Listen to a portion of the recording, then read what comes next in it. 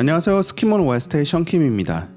오늘은 모든 영화에서 항상 등장하는 정말 흔하디 흔한 샷, 흔한 만큼 이 샷만 봐도 연출자 혹은 촬영 감독의 실력이 딱 드러나는 샷, 바로 오버 더 숄더 샷에 관한 이야기를 해보겠습니다. 연출 공부를 시작하면 초반에 언급되는 샷이라 이름은 굉장히 익숙한데 막상 실제로 카메라를 세팅해서 찍어보려고 하면 생각보다 많은 디테일을 요구합니다.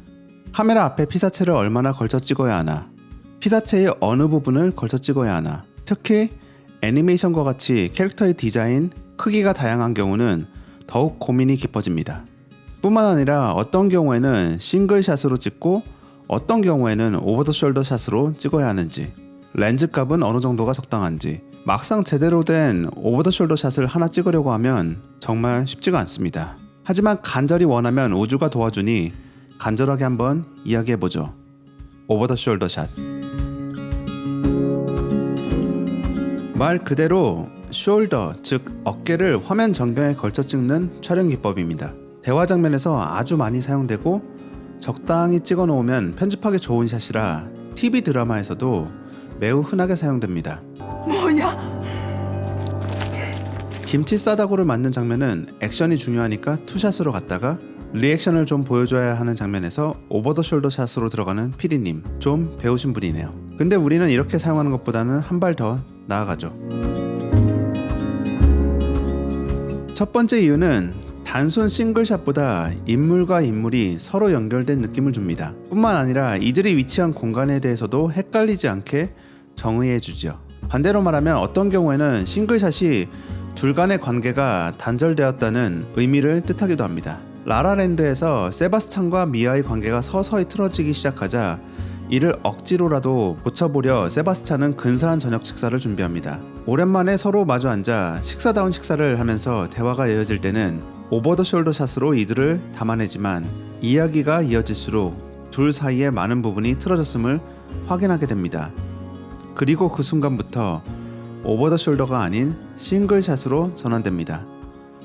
이러한 연출 방식은 잘 만들어진 드라마나 영화에서는 흔히 사용되고 있는데 심플하지만 그만큼 증명된 연출법이라는 걸 말하기도 하죠. 오버 더 숄더 샷을 이용하는 두 번째 이유는 전경에 걸친 인물이 프레이밍 도구로 사용되어 시각적으로 더 흥미로운 샷을 만들 수 있기 때문입니다. 카메라 가까이에 찍힌 피사체는 전경의 역할을 하기 때문에 화면의 깊이감을 더해줄 뿐만 아니라 카메라 가까이에 있는 커다란 덩어리는 굉장히 강한 디자인적인 요소이기 때문입니다. 세 번째 이유는 싱글샷으로 가기 위해 중간샷으로 사용하는 경우입니다.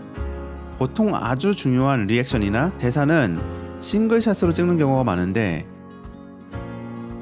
대화의 중간중간을 오버 더 숄더 샷들로 커버해주면 훨씬 좋은 편집 리듬을 갖기 때문입니다. 일반적인 경우에는 깨끗한 실루엣 혹은 캐릭터의 특징이 살아나는 실루엣이 포함되도록 찍으면 됩니다. 사람과 사람 사이의 대화 장면은 목에서 댕강 잘라서 찍기보다는 어깨까지 떨어지는 라인을 포함해 몸의 나머지 부분이 상상되도록 찍어주는 게 좋다 라는 어느 정도의 공식이 통용되지만 디자인 그리고 주요 특징이 다 다른 애니메이션 캐릭터 같은 경우는 매 영화마다 캐릭터의 어떤 부분을 걸쳐 찍어야 캐릭터의 특징이 포함된 실루엣을 얻을 수 있을지 연구해야 합니다. 간단한 예를 들어볼게요. 베넬로피를 오버 더 숄더 샷으로 찍어야 할 때는 어쩔 수 없이 라이프를 부분적으로 걸쳐 찍을 수밖에 없습니다. 그렇지 않고 라이프를 일반적인 오버 더 숄더처럼 걸쳐 찍으면 베넬로피가 화면에서 너무 작게 찍힐 테니까요. 큰 캐릭터와 작은 캐릭터가 같이 나오는 굿 다이노, 콩푸 팬더, 빅히어로 6 등에 나오는 오버 더 숄더 샷들은 대부분 같은 방식으로 찍었습니다. 문제는 캐릭터의 일부분만 화면에 포함시켜야 하기 때문에 캐릭터의 어떤 부분을 포함시킬 것인지가 중요해집니다. 라이프의 특징이 가장 잘 드러나는 곳은 어딜까요? 바로 거대한 주먹이겠죠. 라이프의 손동작은 일반적인 캐릭터의 손동작에 비해서도 훨씬 많은 것들을 전달하고 그의 성격을 그대로 반영하고 있기 때문에 약간 신기한 위치인 어깨 아래쪽에 걸쳐서 오버 더 숄더 샷을 찍고 있습니다. 이는 영화 전체를 관통하면서 유지해야 하는 앵글이기 때문에 아티스트들이 쇼에 조인하기 전에 DP가 결정해 놔야 하는 중요한 앵글 중에 하나가 됩니다. 굿다이노 같은 경우에는 목과 어깨선이 다 포함되어 있는 부분과 목과 얼굴이 포함된 오버 더 숄더 등이 사용되었고 더 나은 캐릭터의 실루엣을 위해 얼굴은 약간 회전시켜서 찍어주었습니다.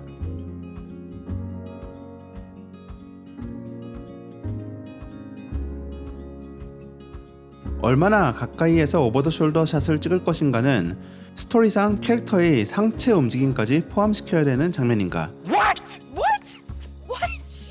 아니면은 표정 위주로 이야기를 전달해야 되는 장면인가에 따라 결정하면 됩니다. 표정 위주의 오버 더 숄더 장면은 상대적으로 더 롱렌즈, 즉 망원 렌즈에 가까운 렌즈를 사용하게 되는데, 롱렌즈의 특성상 뒷배경을 흐려 캐릭터와 배경을 분리시켜줍니다. 덕분에 캐릭터의 감정이나 대사에 오롯이 몰입하게 되는 효과도 있습니다. 신체의 일부만 부분적으로 포함하는 오버 더 숄더 샷을 더리 오버 샷이라고 부르기도 합니다.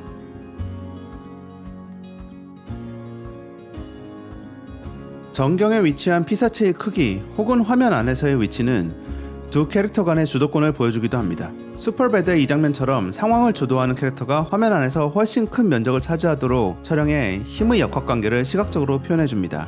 크기가 비슷한 캐릭터의 경우는 약간 와이드한 렌즈를 사용해 렌즈에 가까운 캐릭터가 더 커 보이는 효과를 사용할 수도 있겠죠. 화면 안에 캐릭터의 높낮이도 같은 역할을 합니다. 이 경우에는 위에서 아래로 내려다보는 캐릭터가 주도권을 가지고 있는 것입니다. 제가 코코에서 연출한 이 장면들 같은 경우에는 델라 크루즈라는 캐릭터가 친근한 캐릭터에서 갑작스레 위협적인 캐릭터로 돌변합니다.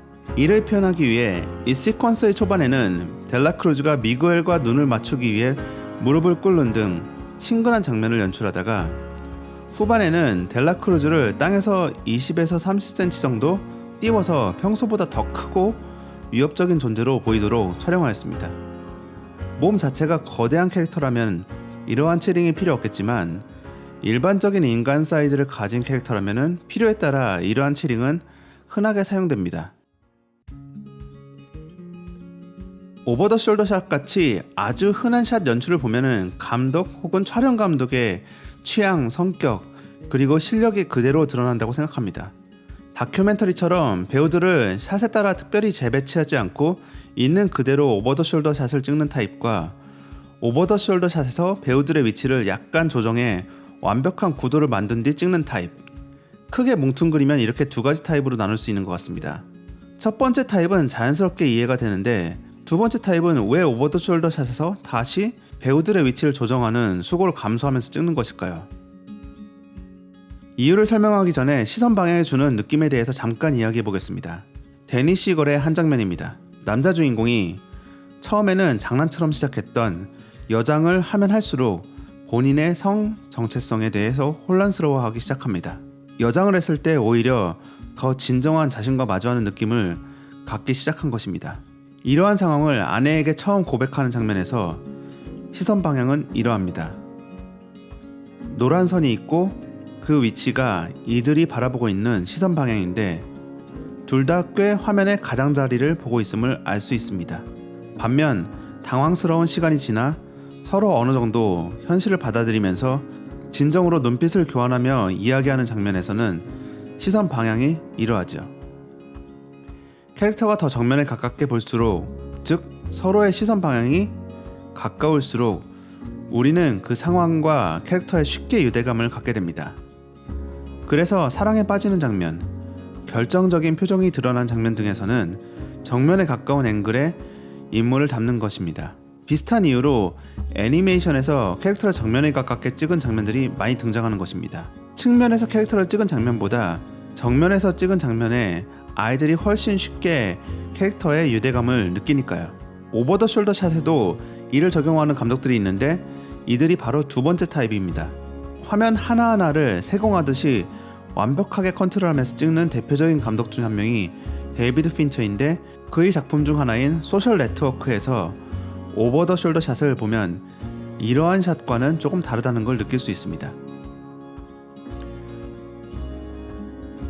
전경에 있는 피사체의 머리 뒷부분에 죽은 공간이 있는 걸 싫어해서 이런 식으로 인물을 포함시켰고, 우리가 봐야 되는 캐릭터도 거의 정면에 가깝게 보면서 이야기하도록 했습니다.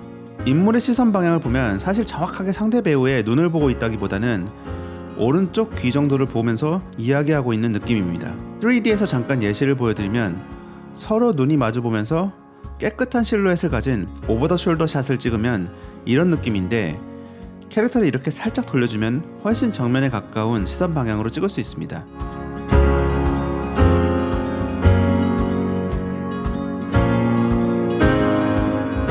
픽사 영화에 나오는 대부분의 오버 더 숄더 샷에는 약간 시선 방향을 이런 식으로 돌려줘서 캐릭터가 정면에 가깝게 보도록 만들어주고 있습니다.